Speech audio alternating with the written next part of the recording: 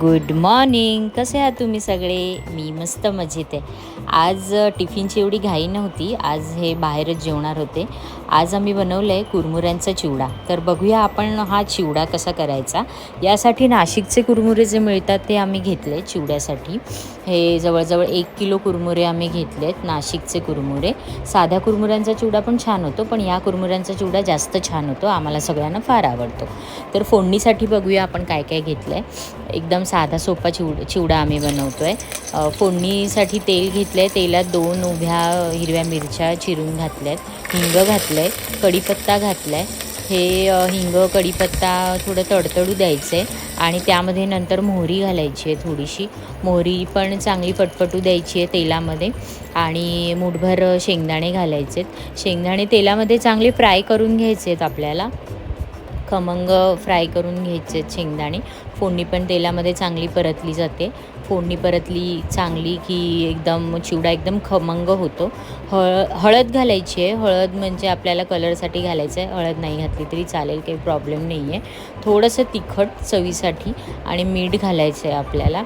हे सगळं साहित्य आपल्याला एकत्र करून तेलामध्ये फ्राय करून घ्यायचं आहे. कुरमुरे आम्ही व्यवस्थित चाळून घेतले आहेत, निवडून घेतले आहेत. त्याच्यामध्ये जे भातासारखे कण असतात ते काढून घेतलेत आणि हळूहळू आपल्याला ह्या फोडणीमध्ये कुरमुरे पण मिक्स करून घ्यायचे.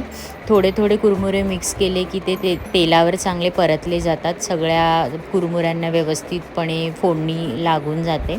2 हातांनी कुरमुरे असे टोपामध्ये व्यवस्थितपणे आपल्याला एकत्रित करून घ्यायचे आहेत, एकजीव करून घ्यायचे आहेत, जेणेकरून मीठ, हळद, फोडणी असं सगळं तिखट वगैरे असं सगळं कुरमुऱ्यांना व्यवस्थितपणे लागेल. असं केलं ना की फोडणी छान होते कुरमुऱ्यांची, चिवड्याची. आणि अशा प्रकारे आपला हा कुरमुऱ्यांचा चिवडा रेडी आहे. आणि हे असं साधं सोपं आहे. यामध्ये आपल्याला नंतर जेवताना कुरमुऱ्यांचा चिवडा खाताना आपल्याला यामध्ये हवा तो फरसाण, शेव, पापडी असं सगळं टाकू शकतो. तर आमच्या घरी जे जे अवेलेबल आहे ते आम्ही घालून घेतलं आहे. आमच्याकडे तिखट शेव अवेलेबल होती, तिखट पापड्या अवेलेबल होत्या, त्या आम्ही घालून घेतल्या.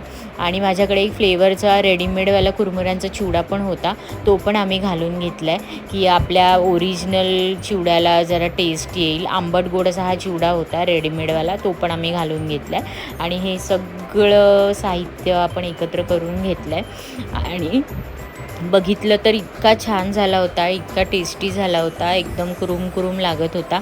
पावसाळ्यामध्ये असं घरी काहीतरी साठवणीचं पाहिजे चहाबरोबर संध्याकाळच्या वेळेला वगैरे खायला. तर आम्ही असं मस्तपैकी बनवून घेतला आहे कुरमुऱ्यांचा चिवडा. लहान मुलांना तर फार आवडतो, आमच्या घरी सगळ्यांनाच आवडतो. तुम्ही पण एकदा करून बघा, कसा होतोय ते सांगा. Okay, bye. अबीरला माझ्यासोबत व्हॉइस ओव्हर करायचं असतं. बाय.